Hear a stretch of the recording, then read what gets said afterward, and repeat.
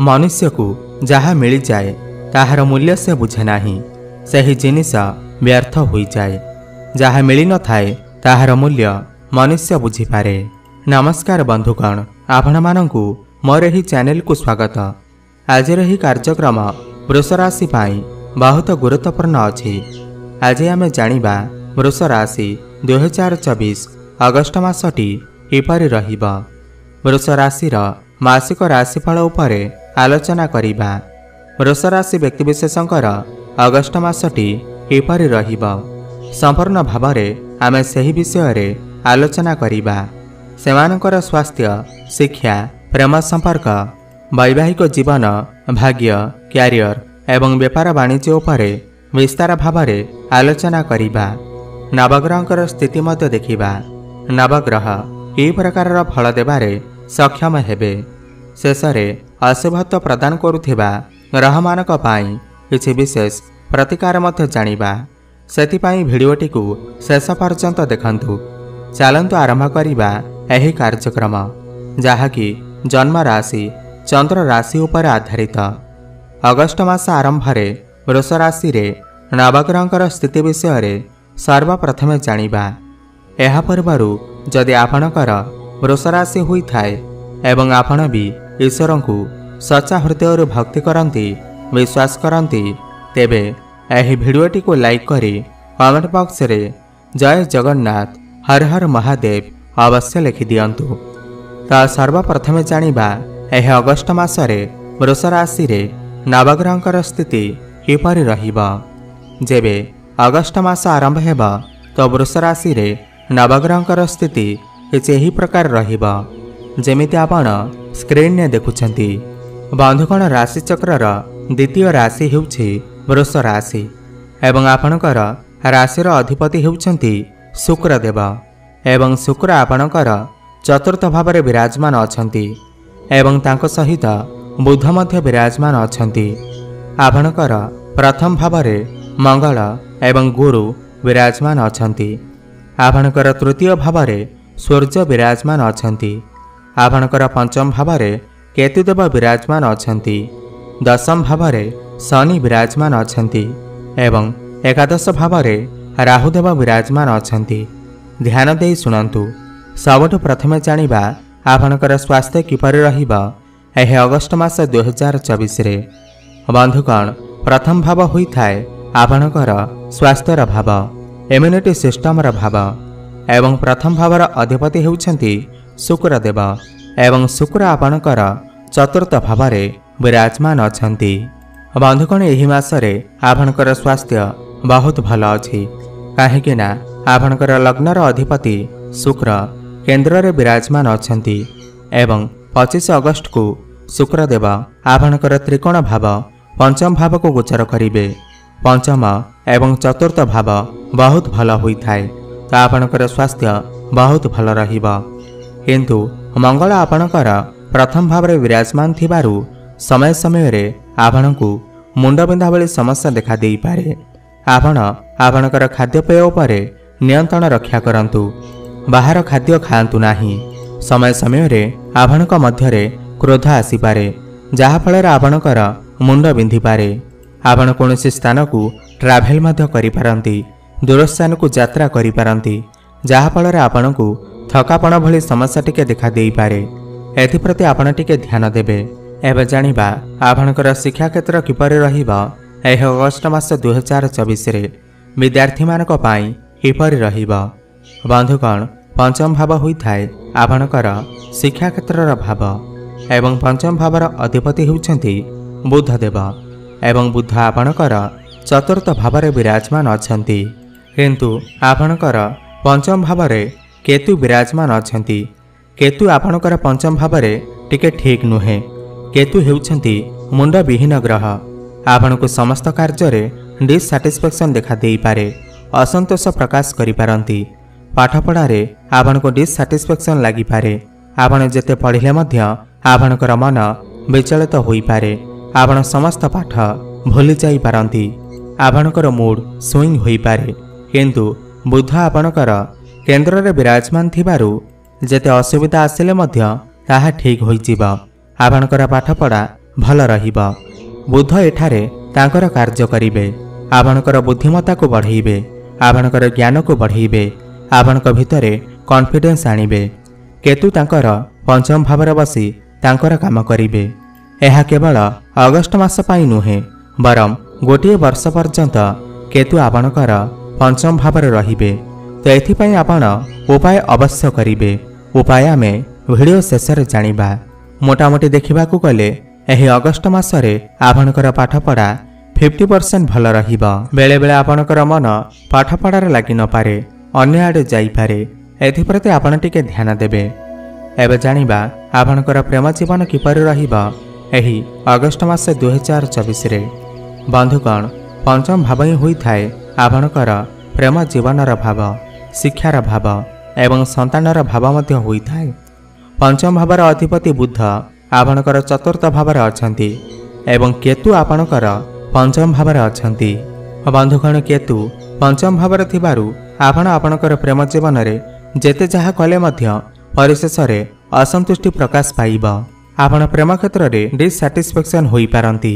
किंतु हाँ, गुरुंकर दृष्टि आपणकर पंचम भाव उपर को पड़ुअछि। गुरुंकर दृष्टि को अमृत समान माना जाई थाए। संभावना अछि कि जो मानकर कथावार्ता बंद हो जाइथिला, ब्रेकअप हो जाइथिला, तो सेमानकर पुनर्बार कथावार्ता होई पारे, प्याचअप होई पारे।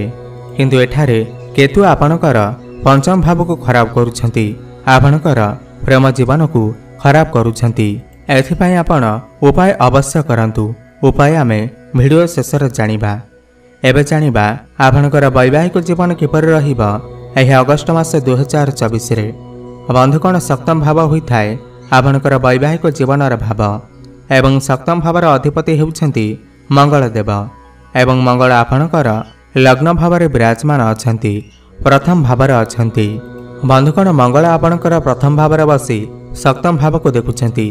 एठारे मंगल आपणकर वैवाहिक जीवन को मजबूत बनौछंती। एही मासरे आपणकर वैवाहिक जीवन बहुत भल रहिबा। 26 अगस्ट पर्यंत मंगल आपणकर सप्तम भाव को देखुछंती। भ्रमणर जोग मध्य बनुअछि। आपण दुई जनक मध्यरे मधुर संपर्क स्थापन हेबा। पूर्वर जदि आपणक भितरे कौनसी मन मनांतर कली झगड़ा आदि स्थिति थिला, तेबे सेथिरे सुधार आसीबा, प्रेम बढ़िबा।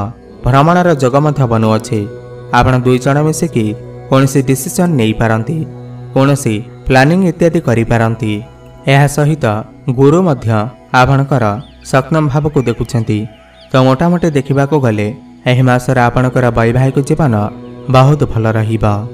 एवं शनि मध्य आपणकर सप्तम भाव को देखुछंती। समय समय आपण दुई जनक मध्यरे टिके टिके मन मनांतर होई पारे। एहा कोनोसी बड़ कथा नुहे। तो आपणकर वैवाहिक जीवन एही अगस्ट मासरे बहुत भल अछि। एबे जानिबा सबुठारो गुरुत्वपूर्ण विषय वस्तु जहाँकि आपणकर भाग्य, क्यारियर एवं व्यापार वाणिज्यर स्थिति किपरि रहिबा एही अगस्ट मास 2024 रे। बंधुगण, नवम भाव होई थाए आपणकर भाग्यर भाव, दशम भाव होई थाए क्यारियर भाव। नवम भावर अधिपति हेउछंती शनिदेव एवं शनि आपणकर दशम भावरे विराजमान अछंती, निज घरे विराजमान अछंती। बंधुगण, एठारे शनि आपणकर भाग्य भावर स्वामी अटंती एवं क्यारियर भावर स्वामी मध्य अटंती। एवं शनि आपणकर बक्री होई सारिछंती 14 नवेम्बर पर्यंत। तो एठारे शनि नवम भावर फल देउछंती। आपणकर भाग्य बहुत भल अछि। गुरु आपणकर भाग्य भाव को देखुछंती। आपण एही समय मध्यरे कौनसी सामाजिक कार्य रे जोग देई पारंती, सोशल कार्य करि पारंती, धर्म स्थान को यात्रा करि पारंती। आपणकर मन धर्म आड़ को अग्रसर होई पारे। भाग्य आपणकर भल रहिबा। आपण आपणकर परिवार सहित मिसी कौनसी एक बड़ डिसीजन नहीं पारंती, कौनसी प्लानिंग इत्यादि करि पारंती। आपण एही समय रे कौनसी बड़ इन्वेस्टमेंट करि पारंती किमा कौनसी जिनिस क्रय विक्रय करि पारंती। गृह रे कौनसी शुभ मांगलिक कार्यर आयोजन मध्य होई पारे। एही समय रे आपण बड़ इन्वेस्टमेंट करि पारंती। भाग्य आपण को साथ देबा। आपण कौनसी नूतन कार्यर मध्य आरंभ करि पारंती। क्यारियर कथा हेबा जदि दशम भाव होइथा क्यारियर भाव एवं दशम भावर अधिपति हेले शनि। शनि आपणकर क्यारियर भावर अछंती। देखंतु बुध एवं शुक्र आपणकर दशम भाव को देखुंट एवं 16 अगस्त को सूर्य मध्य आपणकर दशम भाव को देखिबे। बुध शुक्र एवं सूर्य आपणकर दशम भाव को देखुंट। आपण एही मासरे मल्टीपल काम करिपारंती, विभिन्न काम करिपारंती। आपणकर टैलेंट बढ़िबा, ज्ञान बढ़िबा। आपण ज्ञान एवं बुद्धि बल रे समस्त कार्य को सुरखुरी करिपारिबे। आपणकु आपणकर काम कार्य प्रशंसा मिल पारे, मान सम्मान प्राप्ति होई पारे। ऊपर ऑफिसरंकर सपोर्ट आपणको प्राप्ति हेबा। किंतु शनि एठारे थिबारु शनि एठारे आपणकर क्यारियर को मजबूत बनाउछंती। किंतु आपण टिके अधिक परिश्रम करबाको पड़िबा। परिश्रम कले जाई आपणको काम कार्य सफलता अवश्य प्राप्ति हेबा।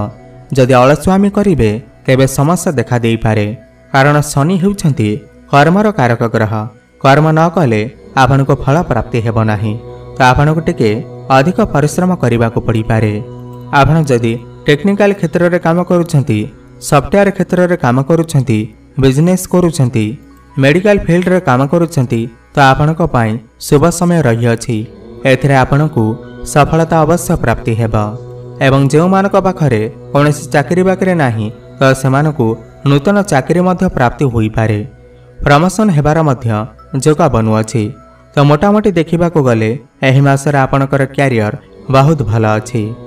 व्यापार वाणिज्यर कथा हेबा जदि सप्तम भाव होइथाय आपणकर व्यापार वाणिज्यर भाव। मंगल आपणकर सप्तम भाव को देखुचंती एवं बुध आपणकर केंद्र रे विराजमान अछंती। बुध हेउछंती व्यापारर कारक ग्रह। तो एही मासरे आपणकर व्यापार वाणिज्य बहुत भल अछि। एही मासरे आपणकर व्यापार रे बहुत अधिक उन्नति करिवे। आपणकर डेली इनकम बढ़िबा, फाइनेंशियल ग्रोथ हेबा, रोजगार रे उन्नति देखा देबा, बिजनेस रे ग्रोथ आसीबा। जदि कोनोसी व्यक्ति नूतन व्यवसाय आरंभ करने को चाहते ताहले एही मासरे निश्चय करंतु, सफलता प्राप्ति हेबा। तो मोटामोटी देखा गले एही मासरे आपणकर व्यापार वाणिज्य बहुत भल अछि। एबे जानिबा किछि उपाय विषय रे जाहाको करिबा द्वारा एही मासरे जहाँ भी किछि समस्या रहुअछि ताहा दूर होई पारिबा। आपण सर्वप्रथमे एही मासरे केतुंकर उपाय अवश्य करंतु। पक्षी मानकु दाना पानी खाइबाकु दियंतु, शुभ फल प्राप्ति हेबा। एवं आपणकर आखपाखरे थिबा कुकुर बिलेई मानकु किछि खाइबाकु दियंतु, शुभ फल प्राप्ति हेबा। एवं शुक्रंकर बीज मंत्रर जप अवश्य करंतु। ओम द्रांग द्रिंग द्रंग सह शुक्राय नमः 108 थर प्रत्येक दिन जप करंतु, शुभ फल प्राप्ति हेबा। एवं प्रत्येक दिन सूर्य को जलार्घ्य अर्पण करंतु, शुभ फल प्राप्ति हेबा। आपणकर जीवन मंगलमय हेउ, एहा मोर प्रभु जगन्नाथଙ୍କ निकटरे एतिकी प्रार्थना। धन्यवाद।